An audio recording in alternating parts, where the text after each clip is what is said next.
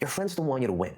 They want you to stay relatable. Because the second you actually level up, you become a threat. This study proves it. When people see someone of the same sex who is too successful or too attractive, their brain flags a red alert. It's called derogation, a biological defense mechanism to protect their own status. In the study, people didn't just ignore the winners, they actively shut them out. Not because they were bullies, but because your win makes them feel like they're losing. To their brains, there isn't enough success to go around. If you have it, they don't.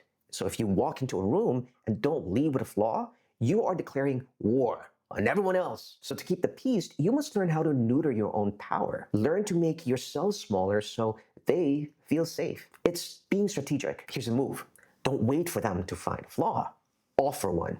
Mention a failure, a bad habit, or a stupid mistake you made this morning. It's not being humble. It's lowering their biological guard so you can win without a fight. We think being a good friend means sharing our wins, but that's actually the hardest thing for the people around us to hear. So if you don't give the people you love a small, safe way to feel better than you in one area, they'll never be able to handle you winning in every other area.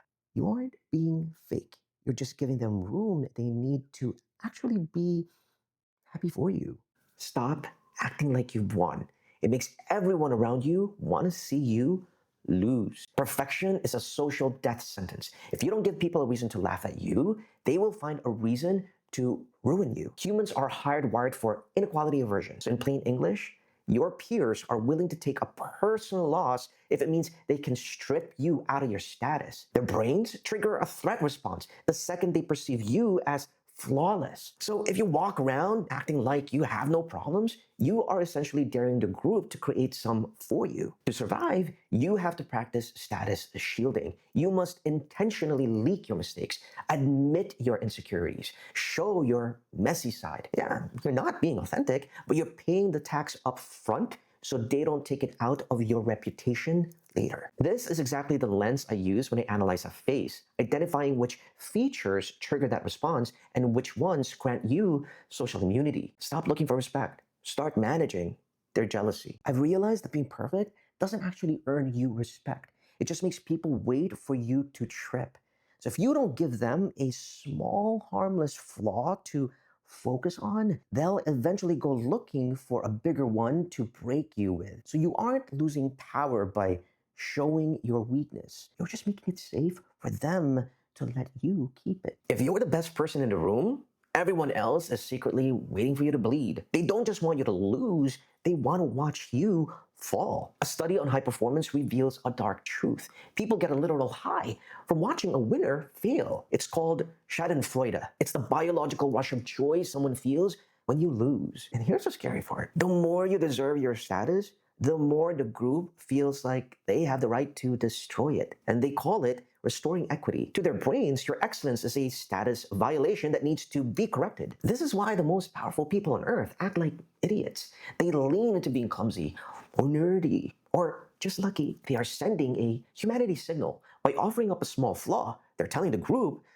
I'm not a predator, just like you. So when you do this, yeah, you're not being humble, you're being invisible. If you don't give them a minor mistake to laugh at now, they will invent a major scandal to end you later. Don't be a hero, be a human before they turn you into a target. I've noticed that when someone tries to look like they have it all together, people stop talking to them and start talking about them.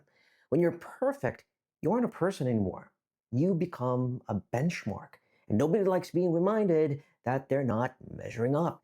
And giving them a flaw now is the only way to make sure they're actually on your side. But this isn't just about playing defense all the time, right? Gotta fight back. This is how you actually take control of the room. If you want to win, let them think they're the boss. And if you want real control, you have to start looking vulnerable. Most people think trust is built over time.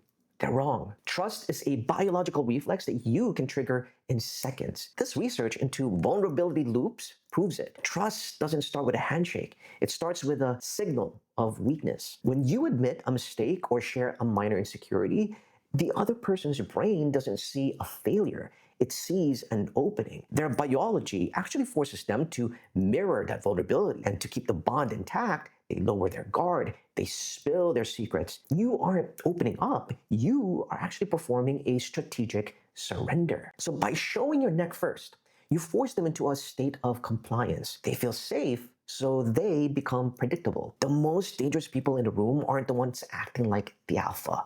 They're the ones making you feel like the alpha while they collect the data. So don't try to lead them. Make them feel safe to be led. Admitting a mistake doesn't actually make you easy to read. Like, it just makes everyone else more comfortable to be themselves. So when people stop guarding their own thoughts, they start showing you exactly who they are. So you aren't really opening up. You're just making sure that you're the only one in the room that actually knows what the is going on. We say we want the best, but our biology wants everyone to be equal. Your wins aren't just achievements, they're invitations for people to hate you. And the only way to stay at the top is to show the world you're still human. So stop trying to be flawless, because flawless is a target. You have to be the one to show the cracks first. Neuter the threat yourself, or the group will do it for you. To survive, you have to practice status shielding. Intentionally leak your mistakes. But none of that matters if your face loses the 1 in a millisecond race. Watch this video first. I'll see you there.